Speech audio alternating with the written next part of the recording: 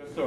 What's the hardest thing coming at you out of prison, coming back? What's the hardest thing? The hardest thing is coming back out of prison and couldn't find a place to live because nobody wanted me in their building. Because I'm a convicted felon. See, that's that ripple effect I was telling you about. Not only do you go to jail and you miss your family and you give your family stress, when you come out, you're labeled as a convicted felon. And trust me, here I am, Mr. New Jersey's Mr. Nice Guy, the most influential person in basketball, great smile, all this NBA leader rebound, all that stuff. As soon as I walked into the sales office and gave them my money, they said, we're going to get right back to you. Called me back 2 days and they said, you know what, we're on the community board here, and we on the tenants and everything else. Hold on, young lady. We on the tenants, and we all got together, and we don't want you in our building. So I couldn't find a place to live. So much so that I couldn't even live in New Jersey. My time is in New Jersey. I had to get transferred out of New Jersey to come to New York. And when I came to New York, I still couldn't find a place to live. As soon as I walked, they said, well, here goes some paperwork. You fill it out. And I went to fill the paperwork out, and I just felt the bad vibe. The vibe I've never felt before. But what happened was, they called me and said, you can't live there. So I told my real estate, well, go to the next building. They called it, you can't live there, you can't live there, you can't live there. I went to the Exodus program in Harlem to give a talk at the Yale Club.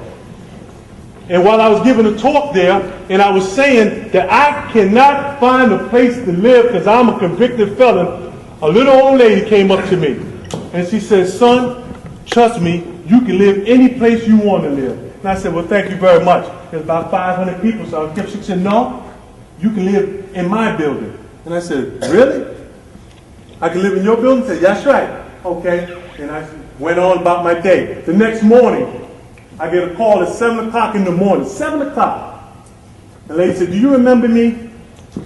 My name is Bazi. Her name is Marianne. And she said, I told you you can live in any building you want. She said, I was in the Yale Club, and I was on the elevator, and I seen a young man up there yelling at the top of his lungs about he can't find a place to live. Then I looked up and I said, oh my goodness, that's Jayson Williams.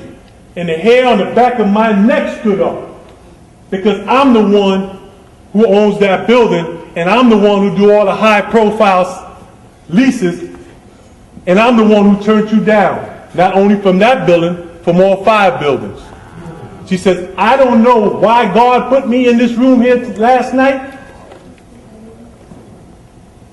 but he did, and I'm here to ask you, would you forgive me, and would you go to that building and sign another application?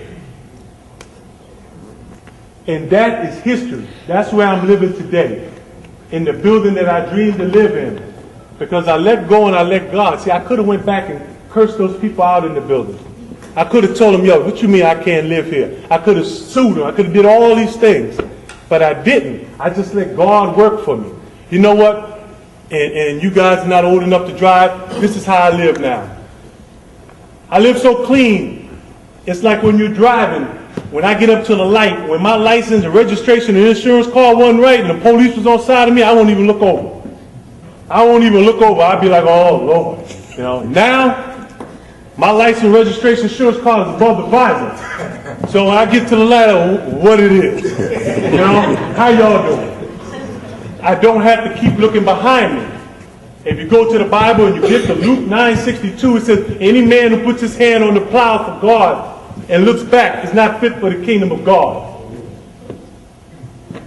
Until the day God takes me up to be with my Father, I'm going to be on a mission to tell each and every one of y'all where I came from is the worst place in the world. Tomorrow is my 1,000th day sober. Amen. All right?